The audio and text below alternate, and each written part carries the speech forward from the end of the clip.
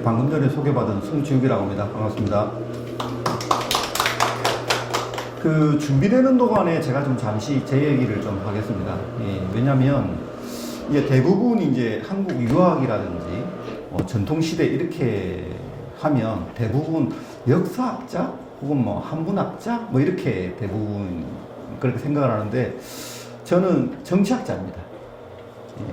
근데 이제 굉장히 드뭅니다. 전통시대를 정치학으로 하는 거는 게 드물고, 그래서 제가 오늘 말씀을 드리는 내용들이 아마 어떻게 보면 낯설게도 느껴지실 수 있을 거예요. 그러니까 바라보는 관점이 약간 다르기 때문에. 그 다음에 저는 정치학 중에서도 정치사상 혹은 정치사상사를 이제 전공을 하는데, 이제 그래서 제 뭐 학위 논문 때도 그렇지만 한문학과나 역사학과 사람들은 또 정치학에서 이렇게 글을 쓰면 뻥을 자꾸 깐다 뭐 이렇게 말씀들을 많이 해요. 근데 저희들은 사실은 어떤 정치적 현실적 상황에 맞춰서 어떤 한 사람이 행위를 하는 거거든요. 글도 그 구도 안에서 이제 해석을 해야 된다고 생각을 하기 때문에 그때 당시에 그 말하는 사람이 처해 있는 상황과 정치적 상황 자체를 저희들은 굉장히 이제 고민을 좀 많이 하죠. 근데 이제 문제가 뭐냐면 그 상황 자체가 과연 정말 정확하냐? 뭐 이런 것들이 항상 논란거리가 됩니다.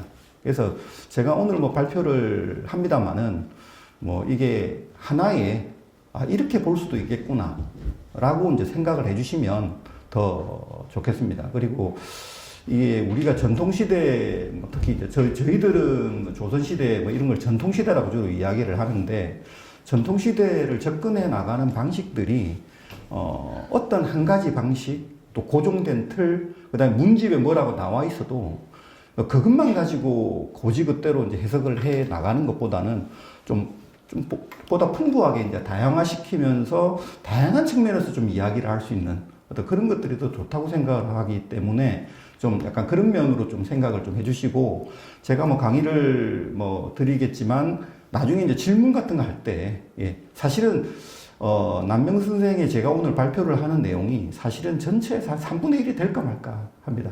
첫 번째 이제 문학적인 측면에서 뭐 시라든지 이런 것이 싹 빠져 있고, 그 다음에 심학이라고 하는 부분이 있습니다. 이제 스님도 계시지만 보통 이제 심설이라든지 뭐 이렇게 이제 불교 쪽에서는 이야기를 하는데, 그 유학 쪽에서는 사실 심학이라고 하는 부분이 있습니다. 그래서 이제 남명 선생도 이제 그 뭐 신명사도 뭐 이런 내용들이 좀 있는데 그런 부분도 또 빠져 있습니다. 그럼 뭐 다음 기회가 되면 그렇게 하고, 오늘은 이분이 처해져 있었던 이제 그 정치적 상황 뭐 이런 것들을 해서 아까 제가 말씀드린 정치학적인 측면에서 좀 주로 좀 설명을 하고 드리겠습니다. 그리고 그다음에 아까 제가 소개받은 대로 저는 작년 12월 31일까지 이제 한국학중앙연구원, 뭐 옛날에 정신문화연구원인데 거기에 적을 두고 있었고, 올해 1월 1일부터 이제 이게 인제되어 있었습니다. 그래서 한 11개월 정도 이제 10개월 좀 넘게 김해 생활을 하는데, 사실 저 개인적으로 남명 선생을 바라보는 관점이란 또 바뀝니다. 예전에는 서울에서 혹은 주로 이야기를 하면 주로 진주 사람들하고 하거든요. 경상도에 계신 분들하고 주로 많이 하고, 그때는 사실 뭐 산천, 지금 산청이죠. 옛날에 이제 진주목에 진주 쪽권인데 거기 산천제가 있고, 지금 뭐 거기에 뭐 덕천서원이 있고 이러는데 그쪽 중심으로 남명을 많이 설명을 합니다. 근데 막상 김해에 와 보니까 약간 다른 측면에서 남명 선생을 바라보게 되는 것 같아요. 보니까 이제 저도 서 있는 위치라는 게 있지 않습니까? 위에서 보다가, 딴 데서 보다가 김해에 와서 이제 다시 보게 되니까, 사실 김해에서의 남명 선생의 행적이라든지 자료들이 거의 없어요. 제자들도 많이 남아있지 않고, 그 다음에 같이 교유를 하고 있던 저 밀양의 송계 신계성 뭐 이런 분들은 그분들도 남명 선생 비슷하게 많이 글을 남기질 않아요. 심학 중심으로 좀 많이 공부를 해가지고. 그래서 그런 자료들의 자료가 별로 없고, 직접 뭐 직전 제자라고 한 사람이 별로 없기 때문에 자료가 없습니다. 그래서 접근을 잘 안 해요. 근데 많이 접근하는 방식이 이제 여기 신산서원이 있고 산해정이 있으니까 그게 어떻게 이제 또 개성이 되어 왔나, 강학은 어떻게 되었냐, 그 자료도 많지도 않습니다. 뭐 그런 걸 가지고 연구를 주로 하고, 남명 선생이 김해에서 생활, 이런 거는 사실은 앞으로 해야 되는 과제가 굉장히 많은 상황입니다. 일단, 제가 제목을 이제 조선의 이제 거유 남명 조식의 삶과 사상이라고 잡았는데, 여기 딱 걸리는 게 이제, 그러니까 거유라는 말이 이제 사실은 걸리죠. 예. 사실, 여러분들한테 잠깐 제가 뭐 어디 가서 이야기할 때 얼마나 알고 계신 건지 이게 잘 몰라가지고, 조선시대 유학자 하면 제일 먼저 떠오르는 사람이 태계 이항이, 이제 율곡이고, 그 사람들 왜 대단하죠? 전필제, 밀양의 얘기죠. 예. 그분들이 왜 대단하죠? 왜 우리는 그분들은 기억을 하고, 남명 선생님하고 태계 선생님하고 나이 차가 몇 살인 것 같습니까? 동갑이에요. 그때 당시에는 두 종사라 그랬습니다. 종사라 그러면 가장 어떤 데는 스승이라고 하는데 두 종사라 그랬습니다. 이 두 분이죠. 같은 해에 태어났습니다. 그 다음 같은 도를 걸었습니다. 근데 저는 사상사를 하기 때문에 사상적인 결은 어떠냐라는 걸 제가 이제 접근을 해 나가는데 상당히 다릅니다. 그 다음에 그렇다면 그 다른 상황에서 우리는 왜 태계 선생은 기억하고 율곡 선생은 기억하는데 남명 선생은 왜 기억하지 못하지? 이런 것들도 있죠. 이게 정치적 질곡이 있는 거죠. 항상 기억은 주류가 만드는 거죠. 이제 비주류가 되었다는 뜻이겠죠. 그러면 지금 우리가 조선시대를 바라보는 관점은 어떤 관점이겠습니까? 주류의 관점일 가능성이 많죠. 서인, 남인. 그 다음에 조선 후기의 관점. 그러니까 제가 이제 유학이라고 하는 큰 틀에서 오늘 이야기를 말씀을 드리는 건데, 우리가 생각하는 유학은 뭡니까? 지금 여러분들이 평소에 생각하는 유학이라. 요즘 말로 하면 이런 표현이 맞는 건 꼰대들이 하는 학문, 그죠? 그 다음에 예를 따지고, 죄송합니다, 사모님 계시지만 여성들을 무시하고 이랬지 않습니까? 그렇게 기억을 하고 있어요. 근데 과연 그럴까요? 맞는 부분이 있지만 그거는 언제나 뭐 시대적인 상황이라는 게 항상 있는 거고, 그렇지만 또 다른 부분들이 있어요. 조선 500년 동안에 조선 전기하고 조선 후기하고 과연 똑같았을까요? 다르거든요. 예를 들면 족보를 보면 지금 족보는, 조선 후기 족보는 남녀가 차별이 되어 있습니다. 누나가 먼저 태어나고 아들이 태어나면 아들을 먼저 기록을 하게 되어 있어요. 근데 조선 전기 족보가 있습니다. 안 그래요. 나이 차입니다. 나이 순서대로. 이게 뭘 이야기해요? 지금의 우리가 생각하는 남존 여비 뭐 이런 게 그때 당시는 다르다는 거죠. 그 다음에 조선 후기에서 지금 제사들 다 지내시는지 모르겠지만 큰아들이 제사를 지내죠. 이게 당연하게 받아들입니다. 근데 이게 왜 당연하죠? 언제부터 당연했을까요? 뭐 이런 생각들, 그죠? 이게 사실 이런 게 이제 이렇게 생각을 하는 게 우리는 지금 당연하다고 생각하는 게 언제부터 그랬을까?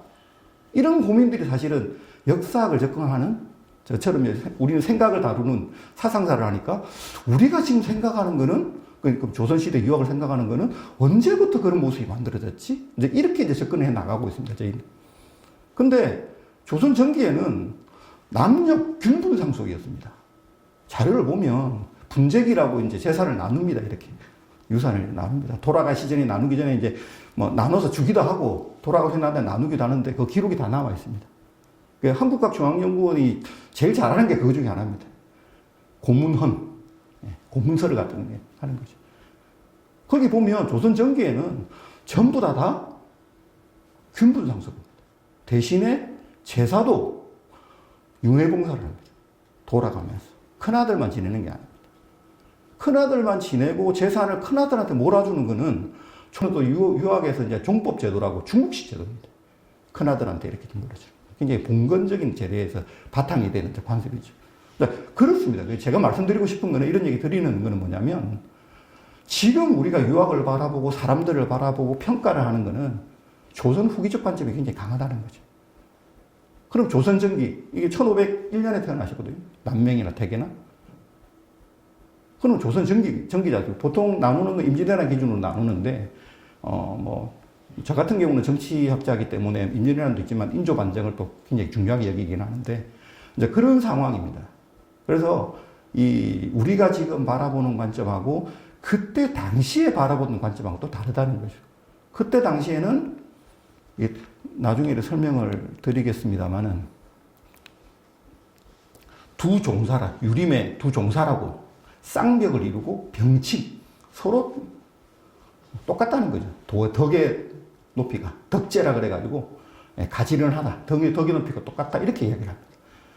근데 지금은 태계 이항 선생은 거의 인구의 90%가 알고 있고 남명조지 선생은 거의 10%, 20% 아는 사람들만 알고 있죠. 돌아가겠습니다. 이제 본격적으로 내용을 좀 들어가겠습니다. 이게 보시면 남명 선생이 이런 얘기를 합니다. 손으로 물 뿌리고 비지라니 세소옹대지절이라고 해서 나중에 설명을 하겠습니다. 모르면서 이 기초적인 어떤 덕목입니다. 실천을 해야 되는. 마당 쓸고 손님 오면 응대하고 뭐 이러는 아주 기본적인 도덕적인. 근데 집에서 효도해라 뭐 이런 얘기가 똑같습니다. 그런 거는 잘 못하면서 이게 천리, 고묘한 이치를 말하는 것 이런 것들은 이름을 훔치는 것이다라고 이야기합니다. 그런데 이걸 편지를 보냅니다. 태계 선생한테. 그래서 왜 야단치고 이런 경향들을 없애야 되는데 왜 선생님은 제자들 야단을 안 치냐 이러니까 하는 얘기가 그 말은 원칙적으로 맞다. 그러나 이게 뭐냐면 우리가 흔히 태계 선생님하고 잘 아는 게 사단칠정 논변이지 않습니까? 세계적인 논의라고 하면서 공부를 했죠. 어렸을 때도 우리 학교 다닐 때도 사단칠정 논변 해가지고 이가 강하니 기가 강하니 이런 얘기를 하지 않습니까? 그죠? 그런 게 성실한 마음으로 배우기를 원하는 천하의 영재, 여기서는 이제 기고봉이죠. 영재에게까지 그럴 필요 있냐? 영재가 와서 하는데 그러면 천리를 알려주는 게 맞지 않냐? 라는 거죠. 이게 완전히 대립됩니다. 공부가. 그래서 이 사상 차이를 내가 설명을 할 겁니다. 계속 설명. 근데 이거를 염두에 두고 이제 좀 보실 필요가 있습니다. 남명을 이해하기 위해서는. 그래서 이거는 근본적으로 같은 해에 태어났고 같은 시대를 살았지만 서로 다른 입장과 사상의 결을 가지고 있는 것이죠. 그래서 유학의 그 차이는 뭐냐면 유학의 본질은 무엇인가?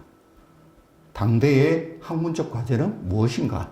이런 식의 이제 질문들이 근원에 깔려져 있는 거죠. 그래서 이제 입장이 약간 달라집니다.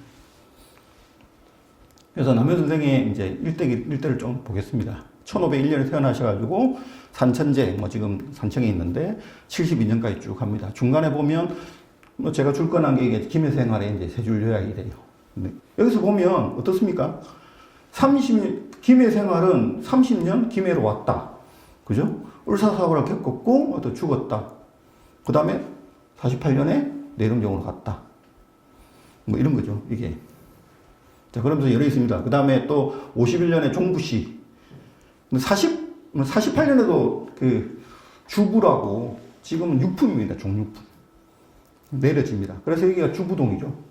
주부동이 사실은 남명이 살았던 데입니다. 그래서 거기 남명 선생이 살아서 주부를 받았습니다. 종육품이면 굉장히, 지금은 뭐냐면, 옛날에 관직을 보면 7품에서 6품으로 올라가기 어렵습니다. 출육이라 그래가지고, 이게 6품부터 사실은 지방관이 되거든요. 그래서 어렵습니다. 이게 승진하기가. 그 다음에 당상관 가기 어렵고, 그렇습니다. 순서가. 그래서 굉장히 좀 큰 뱃슬이 내려진 거죠. 과거를 안 거쳤는데도 내려졌기 때문에 컸죠. 하여튼 그래서 그런지 모르겠지만, 하여튼 여기 주부동이라는 이름이 있고, 또 아들 조차산이 나중에 나오면 조차산이 첫 아들이 있습니다. 김해에서 낳은 아들이. 어렸을 때 요절합니다. 그래서 조차산이라고 하는 산이 또 있죠. 이게 돛대산, 이게 사실 조차산이라고 합니다. 그 다음에 이제 처가인, 남평조 시인 집이 아직까지 있고. 그래서 김해하고 관계를 잃고 이렇습니다. 그 다음에 53년에, 그때 이제 태계 선생은 관직에 나가 있었습니다. 근데 남명이 자꾸 안 나오니까 너는 왜 그래? 부르는데 안 나오냐 하면서 이제 나오라고 하는 편지를 보내는데 아주 거절을 합니다. 예. 뭐, 그건 또 설명을 하겠습니다. 예. 그 다음에 이제 을묘사직도 나중에 하겠습니다. 을묘사직소라고 하는 걸 올립니다. 예. 이게 이제 굉장히 이제 당대에 굉장히 중요한 남명의 생각을 보고 남명이 어떻게 행동했던 걸 보여주는 하나의 또 그겁니다. 그 다음에 이제 61세에 이제 산청 지리산 밑으로 이제 들어갑니다. 이제 이게 대체적인 어떤 삶입니다. 자, 근데 제가 이번에 다시 정리한 김해 시절의 남명입니다. 조금 더 자세하죠. 산해정을 지었고, 산해정 뜻은 뭐 이렇습니다. 예, 그렇고. 그 다음에 이준경이 보낸 심경을 읽었고, 예, 공부를 한 게 이제 흔적을 볼 수가 있는 거죠. 예, 그 다음에 대학, 그 다음에 동국사략, 뭐 이런 것들을 봅니다.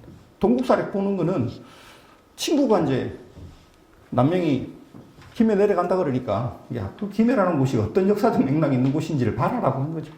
예, 김해에 갈대간이 있습니다. 그래서 남명 선생의 이제 그 시라든지 뭐 글 같은 거 보면 김수로왕 이야기도 굉장히 많이 나옵니다. 수로왕의 왕국이 있었고, 뭐 하여튼 이 도시는 옛날에 이제 김수로왕의 왕국이었고, 뭐 이런 얘기를 많이 합니다. 그러니까 그 남명, 그런 모습을 보면 남명은 김해에 내려와서 그렇습니다. 이제 어떤 사람은 밑으로 낙향을 해가지고는 자기는 서울 사람이라고 주장을 하는 정체성을 밝히는 사람이 있어요. 나는 여기 왔지만 여기 사람은 아니야. 이렇게 생각하는데 그런 걸 보면 남명은 나는 이제 김해 사람이 되었다라고 보는 거죠. 그래서 이제 약간 다른 태도가 있을 수 있다고 저는 생각을 합니다. 이런 공부를 좀 했다고 볼 수 있고, 그 다음에 이때까지 계속 과거를 이제 계속 봐왔던 흔적들이 있습니다. 그 다음에 이제 그때 이제 나중에 여기서 작성되었을 것, 이 시기 때, 김해 시절에 작성되었을 걸 보이는 민안부가 있습니다. 나중에 볼 겁니다, 간단하게. 예, 뭐 그런 것들이 있고, 예, 그 다음 아들 차산이 이제 요절하고, 예, 신기록은 계속 봐왔던 것 같습니다. 예. 그 다음에 이제, 뭐, 많은 친구들이 이 시기 때 많이 죽습니다. 그러니까, 김해, 남명이, 처가가 이제 김해이긴 한데, 그래도 서울에서 생활을 할 수 있었거든요. 근데 이제 내려오는 이유가 뭘까? 뭐 이런 얘기들은 합니다. 이제 명종이라고 이야기하는 시대적인 어떤, 쉽게 이야기하면 명종, 뭐 드라마에서 보셨겠지만, 뭐, 이게 윤원영, 이 사람이 농단을 하고, 그런 시절이었죠. 예. 그 다음에 아까 보면, 여기에, 예. 그러니까 이제, 당시에 이제 문정왕후가 이제 을묘사직소에 나오긴 하는데, 문정왕후가 굉장히 이제, 교활하다고 이제 표현을 하고, 그 다음에 거기에 있는, 예, 남매인, 이제 윤원영이 얼마나 이제, 비부라고 합니다, 비부. 뭐, 논어에 나오는 말인데, 비부라고 하는 말 자체는, 그러니까 비열하다, 뭐 이렇게, 비열한 게 어떤 식으로 비열하냐면, 자기가 갖고자 하는 거는 어떤 수단을 가져서 가지고, 자기가 가진 거는 어떤 수단을 해서라도 지킨다. 이게 이제 비부의 뜻입니다. 예. 윤원영이 이제 그렇게 한 거죠, 권력을. 예. 그런 시절에 이제 살았습니다. 이게. 그러니까 남명이 살았던 대체적인 많은 시기가 명종 시대입니다. 지금은 정치적으로 명종 시대는 쉽게 생각하면 우리는 독재 정권 시기입니다. 예, 독재 정권 시기고, 뭐 권력자들이 마음대로 하는 그런 시기였습니다. 그러니까 이제 남명이 출사를 하지 않고 처사로서 이제 남는 이유도 거기에 있는 남명 조식이 이제 졸기입니다. 졸기라고 하는 거는 어느 정도 이제 관직에 이제 있는 사람들이 이제 죽으면 공식적으로 졸기를 씁니다. 예. 종식 보면 이렇습니다. 처사 조식이 졸하였다. 근데 이 보면 줄거놨듯이 치용과 실천을 앞세웠다라는 이야기를 합니다. 이런 얘기들이 이게 익숙하진 않습니다. 치용 이런 얘기 들어가 있고. 대부분 다 이제 효심이 지극하고 뭐 덕이 높고 뭐 이런 식의 이야기인데, 그냥 치용이란 말이 들어가죠. 실천은 굉장히 익숙합니다. 이제 우리가 뭐 남명조식, 남명학파를 실천학파, 뭐 이런 거 실천유학 이런 식으로 많이 이야기를 많이 합니다. 예, 그런 게 이제 쭉 설명을 드릴 텐데, 이제 그런 내용들이 있습니다. 그래서 치용과 실천 요것도 한번 생각을 좀 해볼 필요가 있어요. 자, 남명이 앞에 붙이는 거는 두 가지 있습니다. 처사남명이 있고 징사남명이 있습니다. 처사는 관직에 나아가지 않은 사람들 이야기합니다. 근데 단순히 관직에 나아간 게 아니라 징사, 임금이 부르는 거죠. 임금이 불렀어요. 이렇게 계속. 관직을 계속 높여가면서 계속 부르죠. 근데 안 나갑니다. 왜? 시대적인 문제 때문에. 지금은 나아갈 때가 아니라서 안 나간다. 이런 거죠. 그래서 이제 처사이자 징사, 이게 있습니다. 근데 당시 아까 말씀드렸듯이 유림의 종사로 태계하고 똑같이 이제 받고. 근데 차이가 이제 이게 요약을 하면 태계가 굉장히 이론에 밝은 순유라고 이야기를 하면 주작에 굉장히 밝고 주작을 중심으로 유학을 풀었죠. 예. 그랬는데 남명 같은 경우는 그런 주작보다는 오히려 더 수사학이라고 하면 논어맹자입니다. 예. 공자맹자입니다. 그러니까 원래의 유학에 더 가까운 방식이고 그게 이제 기본이었고 그래서 이제 실천을 더 강조하고 그래서 태계는 오히려 더 주자가 만들어 놓은 성리학 자체가 가지고 있는 이론적인 탐구를 좀 많이 했다. 뭐 이렇게 이제 간단하게 이제 이야기를 할 수 있습니다. 그런데 문제가 왜 우리는 남명을 근데 그렇게 대단했다고 하는 사람은 기억을 못 할까라는 거는 그러니까 두 가지 크게 이제 두 가지로 보고 있습니다. 하나는 뭐냐면 남명은 정주의 불필저술이라 그래가지고 그러니까 주자 뭐 정자 뭐 이런 사람들이 저술을 많이 만들어놨고 이론을 다 만들어놨는데 거기다가 왜 또 글을 하나 더 써가지고 이론을 더 만들어냈냐 라는 생각을 가지고 있었습니다. 오히려 그 자체의 내용을 자기 생각을 덧붙이기보다는 그 말 자체를 실천하는 게 더 중요하지 않냐라고 이제 주장을 합니다. 그래서 이제 실천 유학해서 이렇게 이제 붙이는 이유가 그렇습니다. 그래서 저술이 없습니다. 책이 지금 번역된 책의 두께가 이 정도밖에 안 돼요. 책이 얇죠. 그래서 이제 남명 선생을 바라보고 하는 게 태계 선생님은 뭐 많죠. 그런 차이가 좀 있고 그 다음에 더 중요한 거는 인조반정이라고 하는 이제 선조가 오고 그 다음에 광해군 정권이 오고 광해군 정권이 뒤집어지죠. 반정이라는 게 생깁니다. 그렇게 생기면서 당시에 남명의 제자들이 임진왜란에 이제 의병장으로 많이 나갑니다.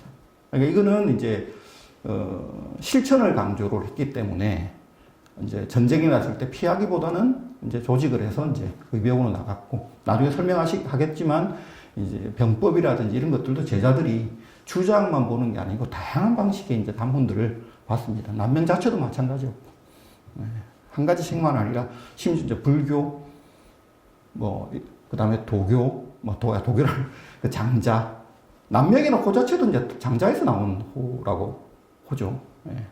뭐 그러니까 이제 그런 내용들. 그 다음에 합천에 가면 내룡정 있는 내룡정 뭐 이런 것들 다 장자에 있는 내용들입니다. 그러니까 책을 유학이라 그래 유학자라 그래가지고 야 이거 우리는 유학만 봐야 돼. 다른 거 불교 이런 거 보면 안 돼. 이렇게 하는 게 아니에요. 그렇게 안 한 거죠. 심지어 이제 나중에 뭐 을묘사직서에 뭐 그때 문정왕후가 지금 봉은사를 짓고 했던 사람이지 않습니까? 이제 고우스님하고 이렇게 해가지고. 근데 그렇게 합니다. 이 문정왕후 보고 이제 상소문에 불교를 좋아하시니까 불교의 이야기 하겠습니다. 정심을 하고 마음을 바르게 하고 이런 것들은 불교나 유교나 똑같다라고 이야기를 합니다. 다만 불교는 현실에 이제 각답지라 표현을 하는데 현실에 이렇게 출발을 하지 않았냐. 그래 현실에 이제 몸담고 있어서 있는 학문은 아니지 않냐. 뭐 이렇게 이제 그 차이를 설명을 합니다. 그 태계 선생은 그거 보고 뭐 불교를 어떻게 그렇게 긍정을 하냐 이러면서 비판을 또 합니다. 그러니까 태계 선생은 주작이라고 하는 걸 굉장히 중심에 놓고 이게 이단이냐 아니냐라는 걸 이제 넘어서는 범위를 이제 경계를 했던 사람이고 남명 선생은 반대로 우리한테 필요한 것이면 병법도 봐야 되는 것이고 장자에서도 뭐 얻을 수 있는 거고 불교에서도 얻을 수 있는 거 아니냐 이야기를 얻을 수 있는 거 아니냐 도움이 된다면 봐야 되는 건 아니냐 이런 주의였습니다. 실제로 뭐 사명이라든지 사명대사라든지 뭐 이게 유정대사라든지 이런 분들하고도 또 교류가 있었고 그렇습니다. 근데 이제 이 북인 정권이 인조반정으로 몰락을 하면서 이게 당시에 정인홍의 나이가 이제 89이었는데 대명률이라고 하는 법률이 있습니다. 대체적인. 나이가 70이 넘어가면 절대 안 죽입니다. 그 다음에 영의정이 있는 사람들은, 겪은 사람들은 사형을 안 시킵니다. 안 시키도록 되어 있어요. 근데 인조반정이는 4일 만에 가야산에 있는 사람을 불러 올려갖고 거리에서 이제 참여를 합니다. 그 정도로 이제 뿌리를 뽑으려고 하는 거죠. 이제. 그래서 서인 정권이. 그렇게 해서 그 이후에 인조 정권이 자체가 이제 반정에 대한 뭐 여러 논란이 있을 수 있겠지만 저 같은 경우는 약간 정통성이 없는 반정이라서 그 정통성을 확보하고 정통성이 없는 상황에서 정권을 유지하다 보니까 지금 똑같습니다. 정치는. 저는 정치학을 했다 그랬지 않습니까? 정치는 우리가 구석기 시대부터 이 공동체가 만들어지면서 지금까지도 정치하는 방식은 똑같습니다. 똑같다고 봅니다. 제가 지금 정통성이 없는 권력자입니다. 어떻게 하겠습니까? 누군가가 뒤집겠지 이렇게 불안하지 않습니까? 그럼 어떻게 하겠습니까? 비밀 경찰을 쓰거나 정보원을 풀거나 누가 반역이라는 게 있으면 바로 잡아갖고 끝내버리죠. 인조 정권이 그랬습니다. 기찰 정치라고 했습니다. 그때 당시. 그렇게 했기 때문에 사실 경상우도 이게 지금 보면은 낙동강을 기준으로 쭉 있습니다. 한반도에서 낙동강을 왕의 입장에서 봐가지고 한양의 입장에서 봐 오른쪽을 경상우도라 그러고 왼쪽을 경상자도라고 합니다. 경상우도가 대부분이 남명 선생의 이제 학파고 경상자도 안동을 이게 태계 선생의 영향을 붙어 있던 사실은 옛날 같은 동인이었지만 이제 남인과 이렇게 북인으로 나눠졌던 그런 지역인데 이게 경상남 그러니까 경상우도 쪽은 거의 이제 그쪽 선비들은 감시 체계 안에 있었어요. 특히 이제 다음에 간다고 하는 합천에 있는 사람들은 여기만 내암 정인홍이 합천 사람 그쪽에 영향권이 있었기 때문에 그 사람들은 뭐 어떻게 뭐 빠져나갈 구멍이 없는 거죠. 막 그런 상황에서 이제 남명합파는 이제 점점점 이제 불이 죽어갑니다. 그 다음에 광해군 이제 보기 사건도 일어나고, 그 다음에 나중에 또 무신난이 또 일어납니다. 그런 과정을 거치면서 이쪽 지역에 있는 사람들은 거의 다 이제 몰락을 하는 거죠. 그러면서 지금 흔적만 계속 남아있는 그런 상황. 그러니까 남명 선생에 대해서 지금껏 우리가 알고 많이 모르는 이유가 사실은 그런 정치적인 맥락이 있다고 볼 수 있습니다. 예. 기묘사화 이후 전시대적 배경은 사기가 위축되어 있다. 사화라는 게 흔히 그러지 않습니까? 선비들을 이제 훈구파가 이제 이렇게 죽여 그런 거죠. 기묘사화는 조광조 이런 분들이 이제 당했던 때죠. 선비들이 이제 다 이제 응거하는 시대. 그런데 이제 처사로 살 수밖에 없는 그런 상황이었습니다. 이게 유학에서는 나아갈 만할 때 나아가고 물러나야 될 때는 물러나야 된다고 이야기합니다. 그게 이제 중이라고 이야기합니다. 중도라고 이야기하는 게. 그런데 정권은 독재 정권인데 내가 훌륭하다고 해서 부른다고 해서 나간다?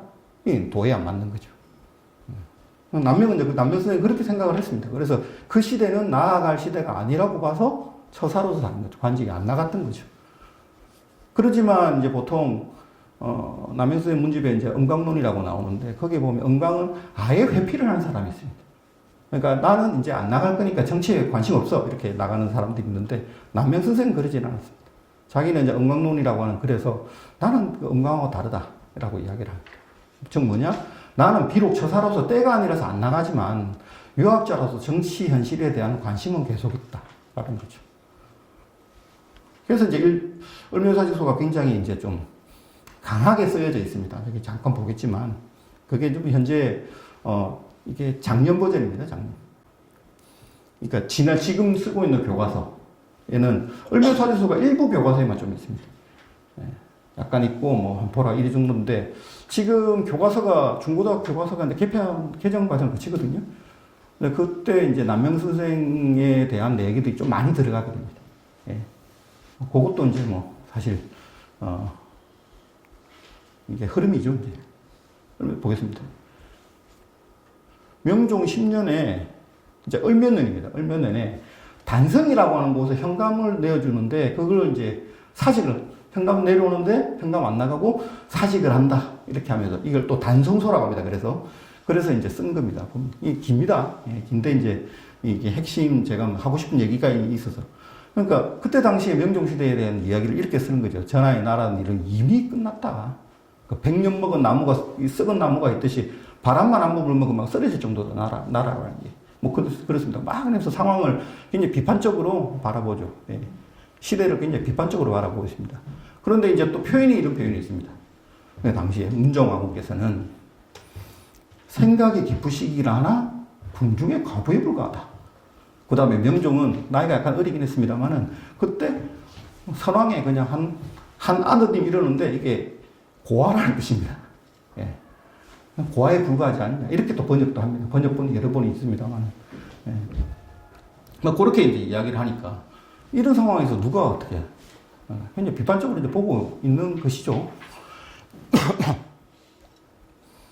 이 비판 때문에 이제 문종왕후를 욕했다고 해서, 이제 조정에서 난리가 납니다. 이제. 그러면서도 이제 조표현이 또 그 중에 한 명이 또 이제 남명을 그나마 좀 이해를 하는 사람이 저런 표현 자체는 고전에 있었다. 그걸 증거를 가져와가지고 이야기를 합니다. 그러면서 약간 좀 정리가 되고 그렇게 됐어요. 그래서 남명 선생을 흔히 이제 주로 제일 먼저 남명 선생 이야기하면 그 최근에 이제 저 김해왕교에서 이제 저 학술 행사를 했는데 그 정교님이 딱 이제 처음에 이제 인사를 하시면서도 경의사상 이렇게 말씀을 하시더라고요.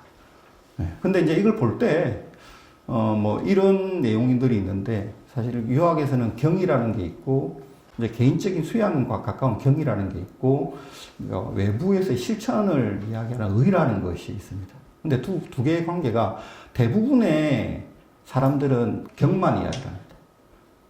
그런데 이제 남면 선생은 그런 흐름에 의까지 쓴다라는 것은 또 어떤 의미가 있는 거죠. 그러니까 오히려 의를 강조했다고 볼 수 있는 거죠. 근데 이제 이 내용을 이제 보는 건데, 이 학기여편에 있는 건데, 이거는, 다른 경전에 있는 걸 뽑은 겁니다. 이게 남면 선생이 창작을 한 게 아니라, 뽑아나와서 이제 공부를 하기 위해 했는데, 근데 이런 문구가 있는 거죠. 그러니까 죽은 것과 같이 쓸모없는 경이 있다. 이게 개인적인 수양이, 그리고 살아움직이는 어떤 활경이라 그러는데, 그런 경이 있다. 이게 사경과 활경이 있는 거죠. 그 차이가 뭐냐면, 경이라고 하는 게 개인적인 수양을 이야기를 하는 겁니다. 근데 그런 개인적인 수양이 어떤 외재적인 어떤 상황에 맞닥뜨렸을 때 그 수양이 드러나는 경우가 있고 그걸 실천을 못하는 경우가 있습니다. 근데 실천을 하는 경우는 살아있는 경이 되는 거죠. 자기 수양이 외부에, 그러니까 그러죠. 이제, 저처럼 유학하는 사람이 공자를 명자를 하고 인의 얘기하고 이렇습니다. 근데 밖에서 나가서 행동하는 거 보면 완전히 개차반일 수도 있지 않습니까? 그거는 이제 그렇게 혼자서 책을 보고 수양을 한 게 쓸모가 없는 거죠. 그래서 그런 것들이 이제 예를 들면 사경이라고 할 수 있어요. 근데 그게 바로 실천으로 이어지는 그런 경. 이 바로 이제 활경이라고 이야기하는. 그래서 이거는 경의사상은 뭐 여러 가지로 이제 뭐 다양하게 설명이 되고 하는 방식이 있지만 그냥 이걸 보면서 우리가 여기서 간단하게 제가 이제 해석을 하는 건 그런 면들이. 그러니까 숙이라고 하는 차원과 개인적인 수양이라고 하는 부분과 외재적으로 드러나는 실천이라는 하는 부분 자체가 이어져야 된다라고 이제 남명은 주장을 하고 있습니다. 그래서 이제 실천 유학 이렇게 이야기를 하는 거죠. 그래서 방금 전에 이야기했듯이 밑에서 보겠습니다. 자, 우리가 정치 현실을 잠깐 이게 뭐 적절한 비유일지 모르겠지만 아주 훌륭한 정치학자가 있습니다. 정치학자가 정치 현실에 들어가요. 근데 그분들이 정치를 잘했을까요? 못한 사례가 더 많습니다. 어느 이름을 갖다가 거론하면 이제 문제가 되기, 그렇기 때문에 말씀을 안 드리겠습니다만 그런 경우 많이 봤지 않습니까? 아무리 학문적으로 뛰어나다고 하더라도 현실 정치에서는 그것과 다른 맥락들이 항상 있거든. 복합적이고, 현실은. 그래서 자기의 수양 자체가 그대로 드러나게, 현실에서 바로 드러나기 상당히 어렵습니다. 그래서 의라고 하는 차원들은 또 다른 어떤 동력이랄까, 수양이랄까, 경험이랄까, 이런 것들이 필요한 거죠. 그래서 이론적인 학문만 가지고 되는 것이 아니라 현실 속에서의 활동과 실천을 통해 가지고 자기 덕으로 이제 온축되어야 되는 거죠. 그게 이제 몸에 이제 체인이 되어야 되는 거죠. 근데 그런 부분들을 이제 남명은 주로 강조를 하면서 사실은 실천유학이라고 하는 면 자체가 가지고 있는 게 단순히 어떤 것을 무조건 실천해야 된다 이런 게 아니라 저런 맥락이 있는 거죠. 그래서 실천을 해야 되니까 공부를 안 해야 된다 이런 건 아니죠. 공부를 수양을 굉장히 많이 해야 되지만 그 수양 방법도 언제나 실천과 이어지는 상황에서 수양을 해야 된다는 그런 맥락에서 이야기를 하고 있는 것입니다. 그다음 제일 앞에 이제 나왔던 요즘 공부하는 자들을 보건대 이런 손으로 물 뿌리고 빚이라는 절도 아주 세속 응대지절이라고 합니다. 이거로 천리 담론하고 있잖아요.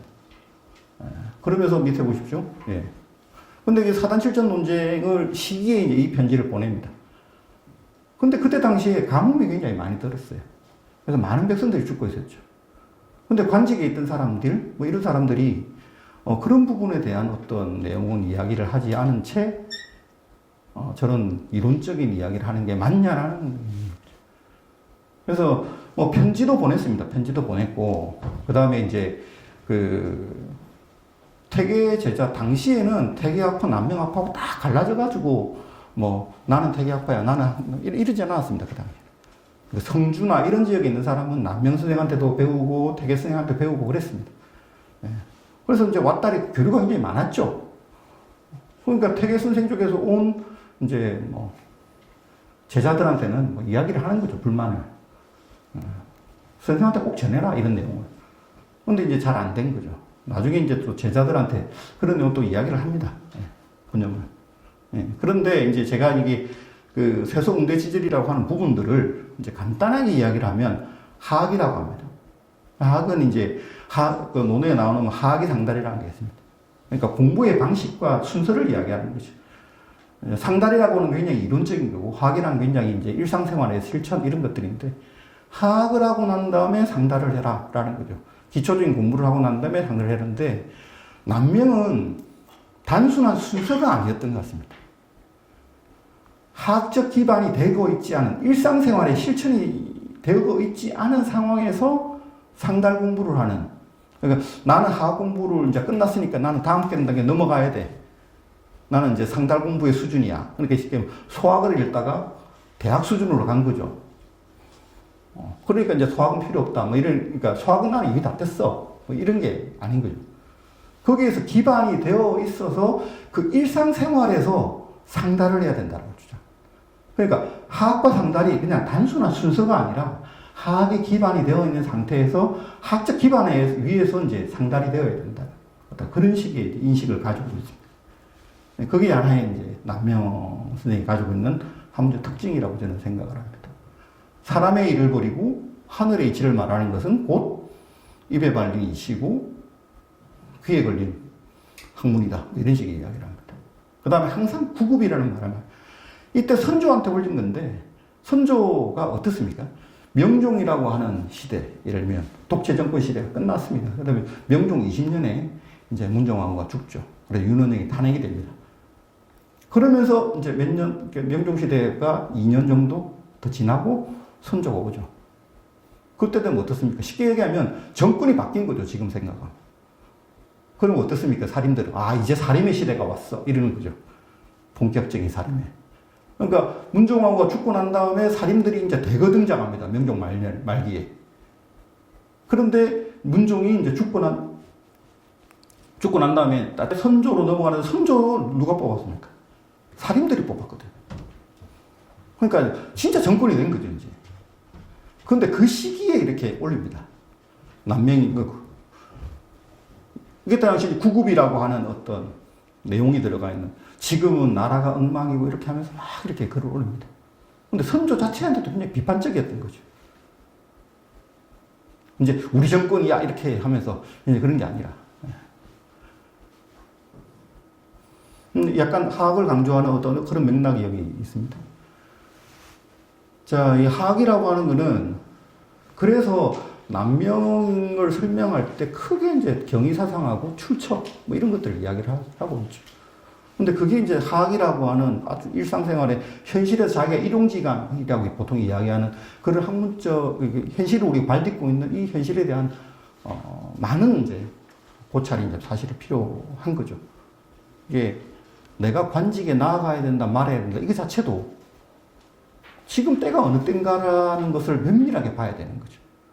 출처라고 하는 것은 사실은 그러니까 모든 선비들한테 요구되는 하나의 덕목이었습니다. 누군가가 내한테 무엇을 준다고 하더라도 이걸 내가 받아야 되나 말아야 되나 수없이 고민을 하고 받고 이렇게 하는 거예요. 받을 만하면 받는 거고. 그 제가 이제 살면서 돈을 많이 벌어야 돼요. 주식 투자를 하고. 근데 지금 그러할 때인가 아닌가를 수없이 이제 고민을 하는 거죠. 이제 그게 가능하려고 하면 현실에 대한 엄밀한 어떤 관찰이 있어야 됩니다. 예. 그런 것들이 이제 굉장히 이제 남명사상에서 드러나는 하나의 특징이라고 이야기합니다. 그러면서 이제 보면 사의 원인은 어떻게 우리 보고 있습니까? 이게 착한 살인을 악한 훈구가 죽였다. 이렇게 보는 거죠. 그러면 어떻게 보입니까? 살인파와 훈구파라고 하는 양대 진영으로 보는 거죠. 그런데 이제 남명아파 사람들은 그 내암 아까 이야기했던 내암 정인홍이 행장을 쓰면서 약간 다릅니다. 논의가. 이기라고 하는 사람은 중용을 굉장히 잘 이해했던 사람으로 당대에 유명한 사람입니다. 살인에 이제 예를 들면 있는 사람이라고 살인에 이제 발 한 닥이 걸려 있는 사람이기도 했죠. 그런데 실제로 남명 선생은 기기를 보면 거부를 했다 하면서 해석 자체가 잘했습니다. 결국은 뭐냐면 학이라고 하는 학문적 기반 자체가 중용이라고 하는 고원한 이야기를 계속 하는 것 가지고 중용을 아무리 잘 이해했다 하더라도 결국은 사회에 동참하지 않냐. 악한 짓을 하는데 동참을 하지 않냐. 라는 거죠. 그러면 여기서 보이는 건 어떻습니까? 이게 훈구와 살인이라고 하는 진영 논리가 아니라 학문적으로 너는 학문의 성격이 어떤 학문을 하고 있냐? 라고 하는 것 가지고 이제 보게 되는 거죠. 약간 진영 논리하고 다른 논리를 사실 내고 있습니다. 이런 것들이 약간 생기고. 그 다음에 또, 이것도 이제 선조한테 올린 글입니다. 예, 국리 치용과 수신 행도. 아까 제일 먼저 졸기에서 치용이라는 말을 제가 말씀드렸습니다. 자, 그게 이제 드러나는 어떤 상소문입니다. 이게 상소문은 임금한테 이걸 봉사라 그래서 임금이 직접 보도록 이렇게 올린 겁니다. 그러면 그 지금 쉽게 이야기하면 우리가 대통령한테 이게 보고서를 쓰는 겁니다. 상소를. 잘 못 쓰면 죽기도 합니다. 역적이 되기도 하고. 목숨 걸고 쓰는 것도 사실은. 그래서 이제 상소문을 보면 내가 목을 걸고 씁니다라는 얘기가 들어갑니다. 목숨을 걸고 씁니다. 이런 얘기를 합니다. 그래서 쓰는 거죠. 거기에 이제 들어가 있는 내용입니다. 그 다음 말년에. 그 이치를 궁구하면 장차 쓰려는 것이고, 기궁리는, 궁길이는 장행도, 뭐 치용, 뭐 장애행도, 뭐 이런 것들이 있다. 그 몸을 닦는 것은 장차 도를 행하기 위해서다. 이게 아까 이야기했던 그 하악과 상달이라고 하는 부분, 경과 의라고 하는 구도하고 또 비슷한 구도가 되고 있습니다. 그래서 이치를 공부를 하는 것은 그거 자체로 이론을 탐구를 하는 것, 그 자체로 끝나는 게 아니라 실제로 실천을 하기 위해서는 이론을 탐구를 하는 것이고, 쓰기 위한 것이고, 이런 식의 이제 이야기를 해나가는 거죠. 임금한테 제자한테 하는 얘기가 아니라 임금한테 하는 얘기인 거죠. 그 다음에 아까 이야기했던 아래로 인사를 배우는 것을 뭐 이렇게 이야기를 하는 거죠. 인사를 버리고 천리를 말하는 것은 아니다. 이렇게 이야기하죠. 그래서 천리는 주역에도 그런 내용이 나옵니다. 주역이라고 하는 건 어떤 세상에 돌아가는 하나의 어떤 이치를 담은 책인데 그 이치는 이치에 있습니다. 근데 그 이치를 실현하는 건 사람입니다. 그게 예전에는 이제 군주였고, 여수, 무탕, 뭐, 문무주공이 나오는 그런 군주들이 그런 학문적인 이론을 가지고 공동체를 이루고, 문명을 이루고, 뭐 이러는 방식이었다는 거죠. 그래서 사람이 중요한 거죠. 그 사람이 어떤 사람이냐? 실천하는 사람인 거죠. 그래서 항상 어떤 이치 자체는 인간을 통해서 실현이 되어야 된다고 이야기를 합니다. 그게 이제 남명, 학파, 뭐 이런 것들이죠. 그러니까 여기서는, 이런 구도에서는 이런 얘기가 나올 수가 있죠. 학문을 강구하는데 정밀하다. 너는. 그러니까 자기 이제 제자 김홍인데 손서입니다. 자기 이제 김해에 이제 딸이 있었거든요. 딸의 이제 또 김행이라고 하는 분한테 이제 가서 두 딸이 있어요. 그래서 이제 그 손녀딸의 이제 사위들이 한 명은 김웅이고 한 명은 곽재우입니다. 근데 그 김웅이 굉장히 공부를 잘했던 것 같아요. 예, 굉장히 이뻐라 했던 것 같아요. 다른 걸들 보면 그렇게 약간 묻어 나옵니다. 근데 이제 이야기를 이렇게 합니다. 네가 공부는 진짜 잘한다. 네 책 보고 이해하는 거 보면 정말 좋은데, 근데 네가 그걸 쓰는 걸 보면 졸렬하다. 이렇게 이야기를 해요. 이게 뭐겠습니까? 학문을 하는 것과 실제로 실천하고 적용하는 것은 다르다라는 거예요. 인식을 보여주고 있는 거예요. 그러니까 제가 아까 이야기했듯이 저는 이제 사상사의 사유의 결을 갖다 보는 훈련을 받아 있는 사람이라서 이제 그런 것들을 이제 주요하게 이제 하나의 학문적 특징으로 이제 묶어내는 어떤 역할을 하는 거죠. 근데 쉽게 얘기해서 집집마다 잘하는 건 다 있지 않냐. 근데 그 잘을 가지고 어떤 사람은 보선도 못 만들어. 근데 그걸 가지고 왕이 입는 구장복까지 만드는 사람도 있다. 그런 거죠. 그러니까 여기서 이야기하는 자가 하나의 이론이었고, 그 실제로 하는 거는 다른 거지 않습니까? 장자를 굉장히 많이 인용을 합니다. 남명이. 윤편창륜, 포정해우. 혹시 아십니까? 윤편창륜은 바퀴를 깎는 사람이고, 포정은 솟았는 백정이죠. 윤표는 내용을 간단하게 말씀드리면 바퀴를 깎는데 이제 뭐 이야기가 있습니다. 있는데 이제 바퀴를 깎는데 바퀴를 빡빡하게 깎으면 어떻게 됩니까? 바퀴가 좀 많이 깎으면 헐렁해지고 작게 깎으면 빡빡해지거든요. 근데 그걸 글로 어떻게 전하냐 이거죠. 자식들한테. 그러니까 재선왕이 이제 날씨 좋은 날, 지금처럼 날씨 좋은 날 이래 평상이나 정자에 앉아갖고 책을 보고 있는데, 자, 바퀴 깎는 노인이, 대왕님 뭔 책 보십니까? 이럽니다. 내가 말하면 너 알아? 뭐 이런 식으로 하죠. 근데, 그래, 옛날 사람이 아주 고전이야? 이러니까. 윤편일이 하는 얘기가 뭐냐면, 그거 옛날 사람이 남기는 찌꺼기 아닙니까? 이런 이야기를. 뭐라고? 이러면서 이 경전을 보고 이제 그렇게 이야기를 합니다. 너 그 설명해봐. 설명 못하면 죽어. 이런 겁니다. 그때 설명하는 게 그겁니다. 내가 바퀴를 깎아서 그거 하는데 그 딱 맞게 이렇게 바퀴를 깎는 게 너무 힘들다. 그러니까 이게 자기가 몇십 년 동안 나이 70이 넘었는데 이제 깎고 있는 겁니다. 근데 자식한테 물려주면 되는데 못 물려주는 이유가 말로 설명이 안 된다는 거죠. 체험과 수많은 경험과 실패 이런 과정을 통해 가지고만이 습득이 되는 거죠. 그게 진짜 학문 아니냐는 거죠. 남명이 보기에는. 포정회도 마찬가지입니다. 포정회는 뭐예요? 이게 서로 이제 백정이니까 이렇게 고기를 해체할 거 아닙니까? 이렇게 가면. 근데 그 칼을 10년 동안 한 번도 안 갈았어요. 어떻게 안 갈 수 있습니까?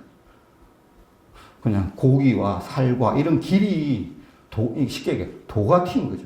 도가 튀어서 그 길이 보이는 거예요. 그러니까 그 길 따라서 넣으면은 다 이제 해체가 되고 하니까 칼을 갈 일이 없는 거죠.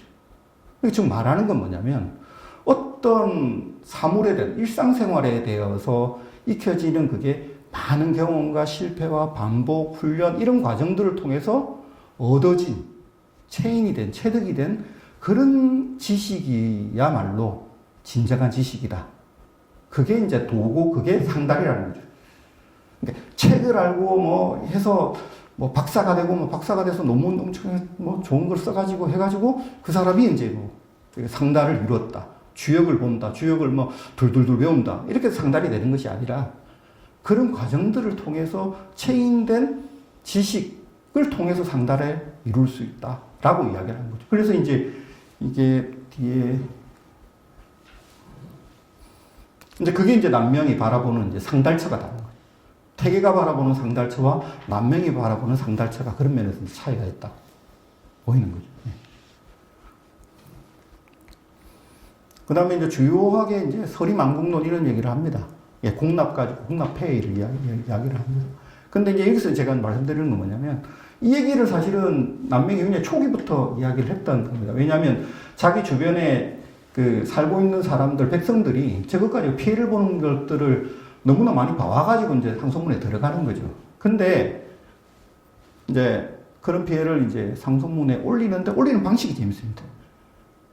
임금한테 요청하는 게 단순하게 그냥 그 관리를 해 이런 게 아니라 그때 당시 이제 유학이라고 하는 게 군주한테 조선 이제 중기를 쭉 지나면서 이제 그 성학론이라는 게 이제 만들어집니다. 그러니까 군주를 성인으로 만들어야 됩니다. 왜냐하면 지금처럼 아주 훌륭한 사람이 선거로 뽑히면 되는데 그때 당시 혈연적으로 이어져 내려오지 않습니까? 왕조가. 그러니까 혈연적으로 내려오니까 훌륭한 왕이 나올 가능성이 사실은 별로 없는 거죠. 그럼 어떻게 되겠습니까? 많은 스승들이 붙어가지고 공부를 시키고 훈련을 시키는 거죠. 그게 이제 성학입니다.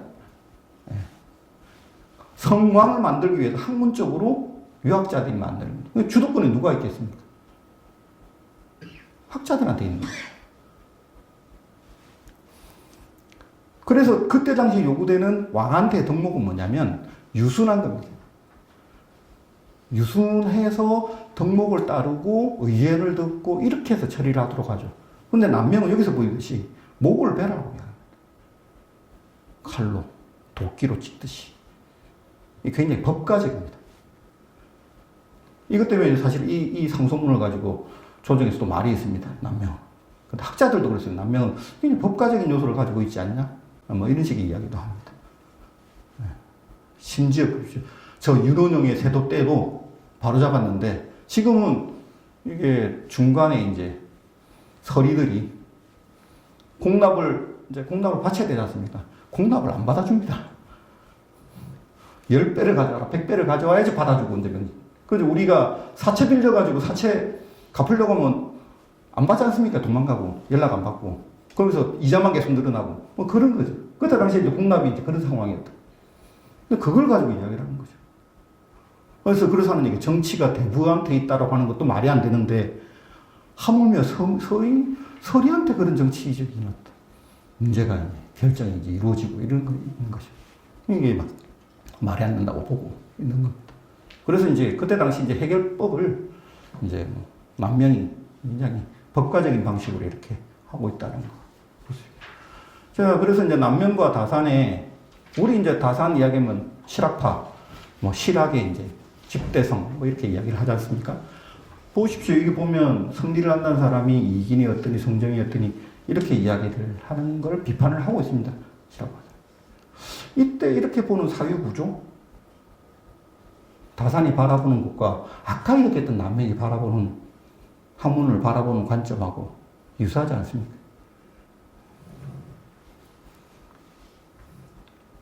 그래서 이기론적인 논쟁 자체를 이제 이야기를 하고 있습니다. 그래서 그러니까 하학이라고 하는 기반에서 생각을 해보면 현실에서의 학문도 굉장히 치용에 가까워야 되고 그거는 뭐냐면 실제적인 공효가 있어야 된다고. 실제적 효과가 있어야 된다고 이야기를 합니다. 그런 부분들이 당시에는 너무 성리 이론 이런 얘기만 하다 보니까 실제적인 정치에 대해서는 잘 모르는 경우가 굉장히 많아지는 거죠. 그러니까 다산에 아까 이야기를 하나 더 하면 관리가 이제 중앙에서 내려옵니다. 과거 합격하고 뭐 장원한 사람이 내려옵니다. 그 사람은 실제적인 거 하나도 모르는 거죠. 근데 실제적인 거 알라고 하면 왜 고고하신 성빈님께서 이런까지 하시려고 그럽니다 하면서 이 설이라든지 이런 사람들이 일을 못하게 하는 거죠. 자기는 내려와서 잠깐이다. 김해 같은데 김해 부산 내려가지고 잠깐 있다 가면 되죠. 가면 또 출세길이 열려있고. 그래서 신경을 또 안 씁니다. 그러니까 우리나라의 이제 그 관리들 전통에 보면 유의 전통이 있고 리의 전통이 있습니다. 리는 굉장히 실무적인 전통이죠. 유의 전통은 굉장히 학문적인 전통입니다. 근데 이제 조선시대 특징이 뭐냐면 학문을 한 사람이 관리가 되는 거지 않습니까? 근데 그 두 개가 합치되어야 되는데 조선 후기로 중심 넘어오기 시작하면서 그러니까 유학자들은 학문만 하고 그 외에 이제 중인들이라고 흔히 이야기하는 서리들은 실무적인 걸 담당을 하는 방식으로 변모가 되죠. 그러니까 이제 비리들이 막 생길 수밖에 없는 거죠. 현실적인 어떤 효과를 자기는 학문만 하는 거죠. 현실적으로 어떻게 되고 있는지 잘 모르는 거죠. 근데 그런 시대를 이제 남명은 허위의 시대라고 이야기를 합니다. 이론은 거창한데 실제로 되는 건 하나도 없는 그런 시대라고 이야기를 하고 있죠.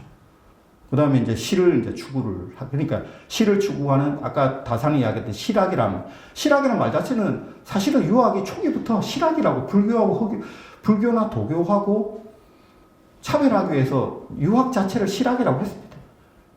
근데 이제 거기에서 말하는 실학하고 이제 그러니까 실제적인 걸 추구를 한다는 뜻인 거죠. 지금 우리가 뭐 실학파 이야기하고 약간 맥락이 다른 어떤 그런 이야기입니다. 이게 이제 잠깐 백성이 물과 같다는 말은 예로부터 있어 왔으니 이게 순자에 있는 말입니다. 순자에서도 인용을 합니다. 전에 나와 있는 이야기인데 인용하는 듯이 이야기하는 이거는 가끔 이게 정권이 바뀌고 이러면 신문 칼럼에도 자주 등장하는 내용이죠. 백성이 물과 같다. 임금은 한낱배에 불과하고 그래서 물은 배를 뒤집을 수도 있고 고기를 띄어보낼 수도 있다. 그래서 백성이 더 중요하다. 이런 그 미남부라고 하는 데서 이제 남명은 이제 이런 표현을 씁니다. 그러면서 이게 백성에 대해서 굉장히 주체적인 방식으로 걸주는 탕무에게 망한 것이 아니다. 백성한테 신임을 못 받아서 시골 백성들한테 신임을 못 받아서 망한 것이다. 이렇게 표현을 하는 거죠. 이게 이제 흔히 이제 저희처럼 정치학자들이 남명을 적어는 당시에 봅니다. 왜 저렇게 지금이면 익숙하지만 그때 당시에는 이제 이게 주권을 가지고 있는 왕과 그 주변에 있는 선비들, 학자들이 이제 정권을 관료들이죠. 사대부가 이제 끌고 나갔는데 이 백성을 강조하는 게 맥락이 이제 굉장히 재밌는 거죠. 예. 그래서 좀 약간 많이 이제 인용을 합니다. 제가 이제 이걸 김해 시절 작성한 거로 강조하는 이유는 뭐냐면, 그런 논쟁이 있습니다. 지금. 김해 시절에 대한 남명의 자료가 연구가 안 돼 있어요. 근데 이때를 어떻게 평가할 거냐는 거죠. 근데 지금의 자료와 연구되어 있는 거 보면, 김해 시절의 남명은 굉장히 초기, 학문이 그러니까 자라기 시작하는 때라고 평가할 수밖에 없습니다. 근데 과연 그럴까요? 나이 30에 와서 48세까지 갑니다. 굉장히 중요한 시기죠. 지금 따져보면. 그 시기에 김해 시절을 지냈는데 그때 과연 그때의 학문이 성숙되기 전에 이제 기초적인 움트고 있는 시기다 이렇게 평가하는 게 맞을까요? 안 맞는 거죠. 그러면 어떻게 봐야 되냐면 사실 저는 이런 식의 질문들을 김해 와서 하게 됐습니다. 사실. 보면 아까 지금까지 정리를 해보면 김해 시절에 출처가 정해졌습니다. 나는 앞으로 그러니까 남명을 바라보는 관점 중에 여러 가지 출처, 정치적 비판, 그 다음에 경위사상 뭐 이렇게 세 부분으로 나눈다고 하면 출처가 김해에 와서 만들어졌죠. 그 다음에 정치사상이 보면 김해시 이런 식의 정치사상 굉장히 비판적이고 백성 위주의 관점을 바라보는 약간 당시에는 급진적이겠죠. 그런 관점을 가지고 있는 정치적 입장까지. 그러니까 이걸 가질 수밖에 없는 이유는 김해 시절을 거치면서 많은 친구들이 사화로 희생이 되는 거죠. 비판의식이 생길 수밖에 없는 거죠. 당시로는. 그러니까 경위사상은 약간 다릅니다. 경위사상은 사실은 산천제 가서 드러나기 시작합니다. 본격적으로. 그전에는 별로 안 드러납니다. 다만 경위사상 자체도 아까 제가 잠깐 이야기했던 밀양의 송계신계성이라고 하는 사람이 있어요. 그 사람하고 나이는 이제 남명보다 나이가 많았는데 교류를 같이 했었습니다. 김해 내려오기 전부터 서로 알고 있었던 것 같아요. 편지들을 주고받고. 근데 김해 와서 밀양 사실은 지금도 마찬가지지만 낙동강 배 타면 금방 가지 않습니까? 금방 타고 내려오기도 하고 교류를 많이 했던 것 같아요. 근데 그렇게 하면서 사실은 학문적인 공명이 이루어졌다고 이야기를 하는 거죠. 그러면 그런 생각들 혹은 경리사상, 그러니까 송계의 이제 학문 이렇게 문집이 별로 송계식이라고 해서 아주 얇게 좀 얼마 안 남아 있습니다. 불타기도 했고. 근데 거기 보면 경과 의에 대한 이야기가 나옵니다. 그러니까 아까 경이 이야기할 때 뭐 두 개의 짝이 되는 거는 사실은 주역에 있는 내용이거든요. 주역이 이제 문헌전이라고 하는 부분에 이제 내용이 있는 게 뭐 보면 이야기하겠습니다만 지금 나오겠습니다만 안으로 바르게 하는 것을 이제 경이라고 하고 그 내명자경, 외단자의 뭐 이렇게 그 남명 그렇게 이야기했고 뭐 그게 이제 주역에 있는 내용을 자기 것으로 소화를 하는 거거든요. 그러니까 대학에서는 수기하고 치인이라고 하는 두 개의 방식으로 책이 만들어져 있습니다. 그래서 주역에서 말하는 것과 대학에서 말하는 것을 이제 저는 이제 뭐 그렇게 융화시켰다고 생각을 하는데 그런 학문들이 움트기 시작한 것도 사실은 김해 시절이었습니다. 명확하게 정립이 이후에 됐다고 하더라도. 그렇다고 하면 김해 시절은 남명학에 있어서 과연 학문적인 그런 아주 초기적인 시기일까? 거의 완성 단계인 거죠. 완성 단계였던 거고 학문적으로는. 그 다음에 이제 사실은 뭐 합천에 이제 내룡사로 내룡정 이렇게 간다고 하더라도 계속 김해는 계속 출입을 합니다. 왔다 갔다. 그래서 그 신산서원에 있는 기문 이런 걸 보면 김해에서 30년 낭을 했다고 이야기합니다. 그러니까 우리는 연도별로 따지니까 18년 살았다 이렇게 이야기하고 뭐 그다음에 이제 어머니가 돌아가셨으니까 이제 3년상을 저 고향에 있었으니까 그거 빼고 이러면 15년이라 그러기도 하고 또 13년이라 그러기도 하고 30살부터 32살에는 서울에도 왔다 갔다 합니다. 그럼 그걸 빼고 나면 32살에서 이제 45살이니까 또 숫자가 확 줄죠. 자꾸 학자들은 자꾸 구분하려고 합니다. 자꾸 이렇게. 근데 이제 기문 같은 데 보면 30년을 이제 김해에서 강항을 했다는 거죠. 그러니까 왔다 갔다 했습니다. 그래서 이제 김해 시절이라고 하는 게, 이 내룡정에서 아까 을묘사직소가 55살, 그러니까 55년이니까 55살 때거든요. 같이 공유를 하고 있는 생각이라고 보면 되는 거죠. 그렇게 바라보면 김해 시절의 남명이라고 하는 거는 다시 바라볼 필요가 있죠. 보겠습니다. 아까 치연과 양도미 이런 사유 프레임, 제가 아까 사유 틀 뭐 이런 얘기를 좀 했었습니다. 네, 그 다음에 이제 그 제자인, 사실 제자라고 하기는 사실 비슷한 연배라서, 네, 근데 제자로 이제 봅니다. 예, 그 다음에 이 사람이 상소를 올리는 게 이런 식입니다. 학문은 굉장히 이제 뭐, 이 왕이 유학을 하고 유학자를 불러서 합니다. 이야기 듣고. 근데 그게 실제로 정치의 공효, 예를 들면 효과로서 나타나야 되는 거 아니냐. 백성이 예를 들면 지금 따지면 예를 들면 그 소득 수준이 확 오른다든지, 물가가 안정이 된다든지, 이런 효과가 나타나야 되는데 그게 과연 나타나고 있냐. 임금 당시는 유학자를 존중한다 생각하고 지금 있는 관리들은 공부는 계속 유학하고 이렇게 공부한다고 이야기하고 하지만 실제로 정치에 그런 효과들이 나타나지 않고 있지 않냐. 이런 식의 틀이거든요. 그러니까 남명의 생각들이 이제 계속 공유되고 있습니다. 근데 뭐, 넓은 도해지 시장에 돌아다니면서 뭐, 금은 뭐해? 뭐, 이런 얘기를 합니다. 가격만 막 물어보는 거죠. 책만 보는 거는. 이론만 탐구하는 거는 시장에서 가격만 이렇게 물으면, 금은 뭐, 이게 얼마예요? 뭐, 물어보는 거와 똑같다는 거죠. 근데 도움이 되는 건 뭡니까? 배 하나라도 들어가가지고 쌀 뭐 들어가고 돈이라도 몇 푼 들어가가지고 고기 한 마리라도 생선 한 마리 사와야지. 그게 시장 갔다가 나온 것도 뭐 사온 게 있는 게 실질적인 도움이 되는 거 아니냐 이런 얘기죠. 그래서 보면 학문은 진짜 책을 보는 것과 실제로 실천하는 것 이런 식으로 이제 구도를 보게 되면 과연 어느 게 진짜 제대로 된 학문인가? 남명은 또 어떤 걸 학문이냐 생각하냐 뭐 이런 것들을 보여주는 것이죠. 그래서 보면 퇴계 같은 경우는 그렇습니다. 주저학을 정학으로 놓습니다. 그러면 정학으로 놓고 난 다음에 나머지 학문들은 이단이냐 아니냐라고 하는 기준선을 정하는 거죠. 이게 퇴계 선생의 학문은 주로 그렇습니다. 아까 말씀드렸듯이 이게 남명이나 호를 쓰고 그 다음에 수련법 자체도 도가에서 쓰는 수련법을 약간 차용을 합니다.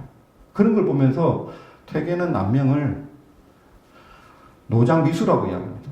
노장에 물들어 있다고 이야기합니다. 노장에 기미가 있다 이렇게 이야기합니다. 그래 비판을 합니다. 그래서 이제 정확하게 정학과 이단의 사유를 보는 거죠. 그래서 이게 조선 후기에 보면 사문난적들이 많이 나옵니다. 정조도 그러죠. 사문난적으로 지적을 하죠. 소설을 쓰는 겁니다. 자, 그런데 아까 이야기했듯이 남명의 틀은 뭐냐면 실학이냐 아니냐. 실학이냐. 너의 학문이 현실적으로 도움이 되냐 안 되냐를 보고 있습니다. 이게 이제 완전 틀이 다른 거죠.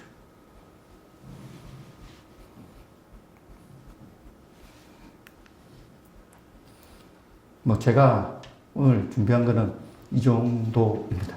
네. 질문을 통해서 제가 이제 쭉 이렇게 끌고 제가 하는 얘기를 쭉 하다 보니까 중간에 빠지고 설명이 더 필요한 것들이 있을 건데 일단은 뭐 이 정도로 말씀을 드리고 이야기를 좀 듣도록 하겠습니다.